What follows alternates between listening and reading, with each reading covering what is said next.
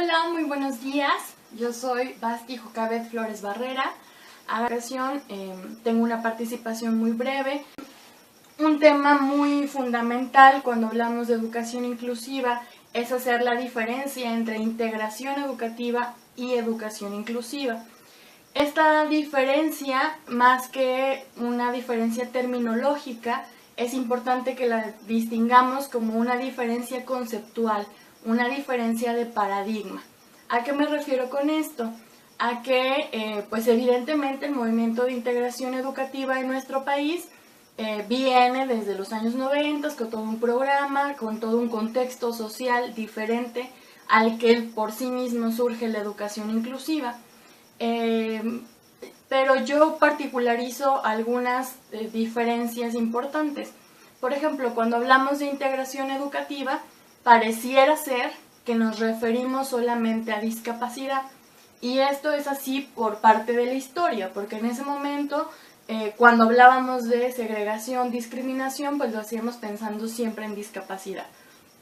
Entonces, hablar de integración educativa nos hace pensar o nos trae una imagen a la cabeza en donde era el niño o la niña con discapacidad que entraba a la escuela, porque antes de eso evidentemente ni siquiera eran escolarizados. Entonces entraban a la escuela y la escuela tendría que hacer adaptaciones para que este niño o esta niña pudiera estar en la escuela, que incluso se viene un término desde ahí como es la adaptación curricular, ¿cierto?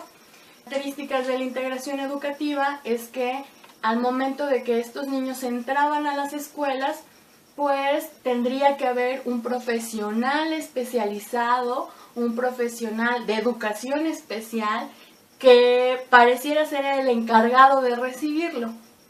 Y aunque es necesario precisarles que esta no fue la intención de la integración educativa, pues en algún momento la realidad del sistema y las características de la educación en ese momento pues hicieron que así terminara, ¿no? Y entonces había un niño con discapacidad en una escuela y tendría que haber un personal de educación especial, un maestro de apoyo que le recibiera y que le tuviera consigo. Por otro lado, también pareciera que el problema de esto era que el niño encajara en la escuela, ¿cierto? Era el niño el que llegaba y era él el que se tenía que adaptar y era él o ella la que tenía que pasar por este tránsito de adaptación, de adecuaciones en las que pudiera participar un poco más. Evidentemente tuvo logros, tuvo éxitos este programa. Surge el movimiento o la línea de la educación inclusiva y vuelvo a precisar que es todo un cambio conceptual y es un cambio de paradigma, porque hablar de educación inclusiva nos exige pensar en comunidad, nos exige pensar que la comunidad implica a todos, y con esto me refiero y lo hago más amplio, que hablamos de inclusión y tiene que ser algo que pase, que traspase por los alumnos, por los directivos, por los profesionales de educación, ya sea maestro frente a grupo, ya sea maestro de educación física, maestro de tecnologías, maestro de laboratorio, lo que sea. Cualquier persona que esté dentro o relacionada con la comunidad debería de vivir y de sentir lo que es la educación inclusiva. Entonces, pensando ya que la educación inclusiva es pensar en comunidad, son ahora las escuelas las que abren las puertas a los niños.